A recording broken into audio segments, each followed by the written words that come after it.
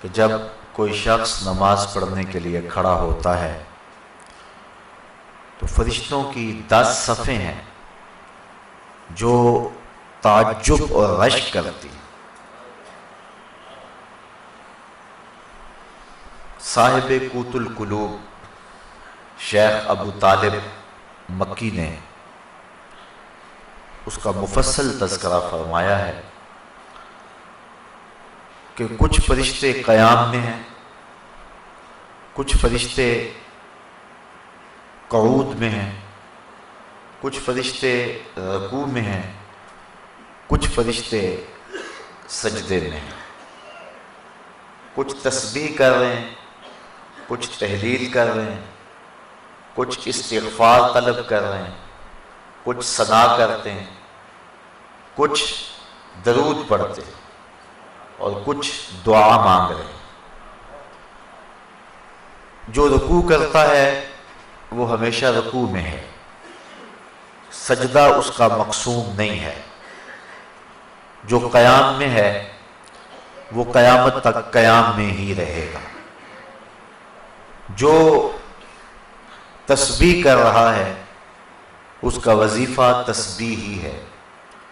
جو ثنا میں لگا ہے وہ ثنا کو ہی ساری زندگی قیامت تک اپنائے رکھے گا۔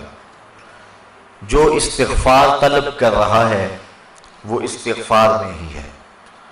لیکن جب انسان نماز کے لیے کھڑے ہوتے ہیں تو یہ 10 صفیں جو فرشتوں کی ہیں یہ انسان پہ رشک کرتی ہیں، اس اعتبار کے کہ جو قیام میں ہے وہ کہتے ہیں کہ میری نماز میں تو صرف قیام ہے، لیکن یہ انسان کتنا خوش نصیب ہے کہ اس کی نماز میں قیام بھی ہے، رکوع بھی ہے، سجدہ بھی ہے، قعود بھی ہے۔ استغفار والے کہتے ہیں کہ میرے پاس صرف استغفار ہے، ثنا والا کہتا ہے کہ میرے پاس صرف ساری زندگی ثنا ہے، لیکن اس کی نماز میں ثنا بھی ہے، اس کی نماز کے اندر استغفار بھی ہے، اس کی نماز کے اندر دعا بھی ہے، اس کی نماز کے اندر درود بھی ہے، اس کی نماز کے اندر سلام بھی ہے۔ تو اس طرح فرشتوں کی جو 10 صفیں ہیں جو مختلف نوعیت کے طرز عبادت میں لگی ہوئی ہیں، تو حضرت انسان کی عبادت پر فرشتے بھی رشک کرتے ہیں کہ یہ کتنا اللہ کا مقرب ہے کہ اللہ نے اپنی عبادت کے سارے طریقے اور اپنے کو پکارنے کے سارے انداز ایک انسان کو عطا کر دیے۔ نماز اللہ کے قرب کا سب سے بڑا ذریعہ ہے۔ حضرت شیخ مجدد الفسانی علیہ رحمہ فرماتے ہیں کہ جو لذت نماز میں ہے وہ کسی اور جگہ موجود نہیں ہو سکتی ہے۔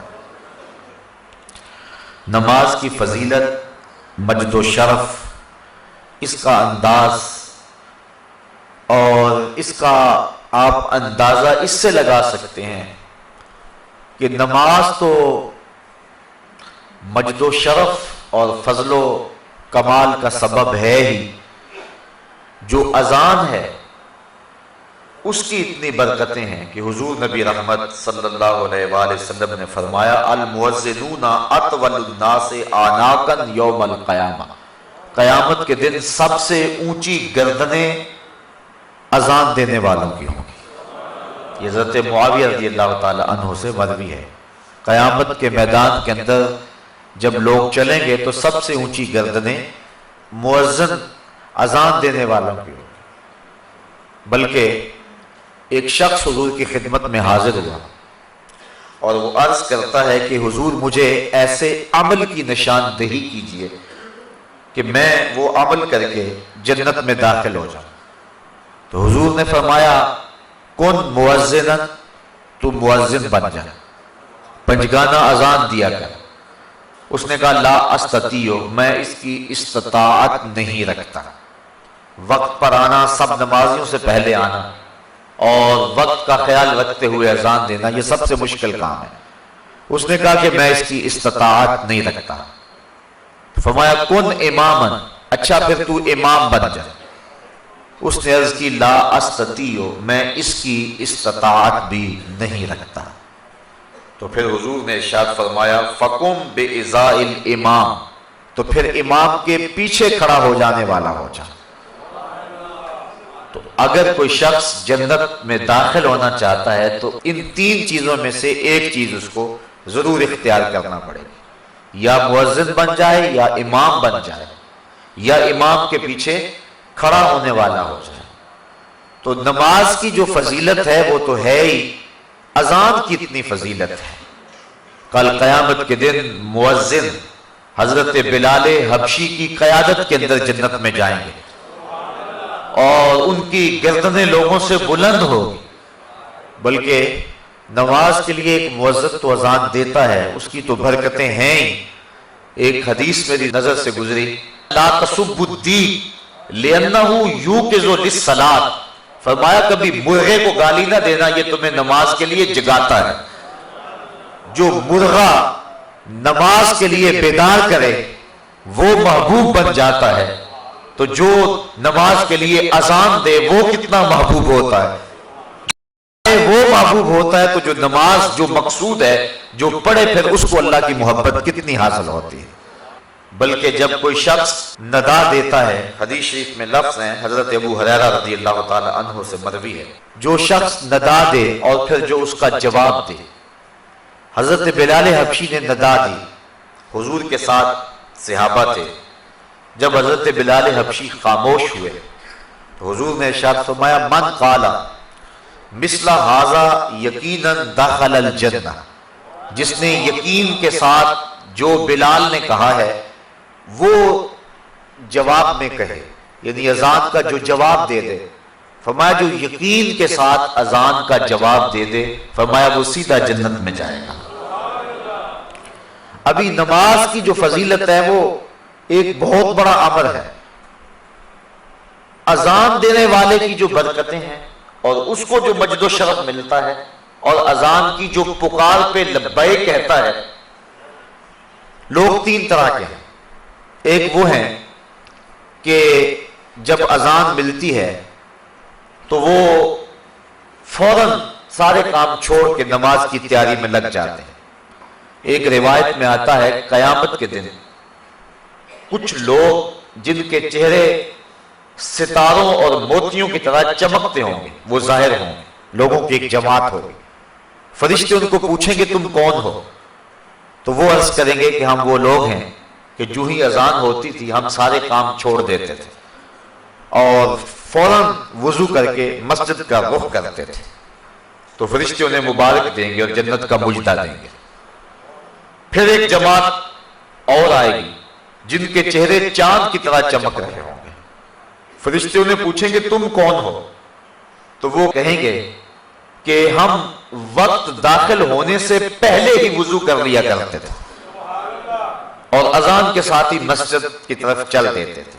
فرشتے انہیں مبارک دیتے ہیں اور جنت کا مجدہ دیتے ہیں۔ پھر ایک اور جماعت آئے گی جن کے چہرے سورج کی طرح چمکدار ہوں، فرشتے پوچھیں کہ تم کون ہو؟ تو وہ کہیں گے کہ ہم وہ لوگ ہیں کہ ہم وضو کر کے طہارت بنا کے مسجد میں پہنچ جاتے تھے تو اذان ہوتی تھی، یعنی ہم اذان مسجد میں ہی سنتے تھے۔ حضرت سعید بن المسیب رضی اللہ تعالی عنہ جلیل القدر تابعی ہیں، آنکھوں سے نابینے تھے لیکن جو روشنی دل میں تھی، جو بینا ہیں ان کے پاس بھی وہ اجالے کہاں ہو سکتے ہیں جو حضرت سعید بن المسیب کے پاس تھے۔ اللہ اکبر، کہتے ہیں 40 سال تک حضرت سعید بن المسیب نے جو ہے وہ تکبیر اولا بھی قضا نہیں ہونے دی، اسی وجہ سے ان کا نام پڑ گیا تھا حمامت المسجد، مسجد کا کبوتر، یعنی جس طرح کبوتر ہیں مسجدوں کے اندر رہتے ہیں تو حضرت سعید بن المسیب کا یہ نام پڑ گیا تھا۔ حالانکہ وہ آنکھوں سے نابینے تھے لیکن انہوں نے مسجد کی حاضری کا اس طرح التزام کیا کہ ان کا نام ہی حمامت المسجد پڑ گیا تھا۔ بلکہ جب یزید نے مدینے کو اجاڑا ایام حرہ میں، جب اس نے 3 دن تک اہل مدینہ کو سخت پریشان رکھا اور اس کے گھوڑے مسجد نبوی کے اندر باندھے گئے، اس وقت جو بھی پکڑا جاتا اس کو قتل کر دیا جاتا، تو حضرت سعید بن المسیب ان ایام کے اندر بھی مسجد میں رہے فرماتے ہیں کہ لیکن میں پریشان تھا کہ ظہر کا وقت ہوگا کون بتائے گا، مغرب عشاء کا وقت ہوگا کون بتائے گا۔ 3 دن تک مسجد نبوی میں نہ اذان ہوئی نہ اقامت ہوئی۔ یہ بڑے خطرناک دن آئے ہیں، اور یہ یزید بدبخت نے جس طرح کربلا میں ظلم کیا، اس نے مکہ المکرمہ میں بھی ظلم کیا اور اس نے مدینہ رسول میں بھی ظلم کیا، اور 3 دن تک مسجد نبوی میں اس کے ظلم کی وجہ سے اذان اور اقامت نہیں ہوئی۔ حضرت سعید ابن المسیب آنکھوں سے نابینے تھے، اور جب بھی کوئی یزید کے فوجی آتے تو نابینا سمجھ کے چھوڑ جاتے۔ فرماتے ہیں میں پریشان تھا کہ مجھے نمازوں کے وقت کا کون بتائے گا۔ اس مشکل وقت میں انہیں یہ پریشانی لاحق تھی کہ کہیں نماز کا وقت نہ گزر جائے۔ تو کہتے میں حضور کے روضے کے پاس بیٹھا تھا، فلم ازل اسمع الاذان والاقامت من قبر رسول اللہ صلی اللہ علیہ وسلم۔ اور میں جب بھی پھر نماز کا وقت آیا، گنبد خضرا سے اذان کی آواز بھی آئی اور اقامت کی آواز بھی آئی۔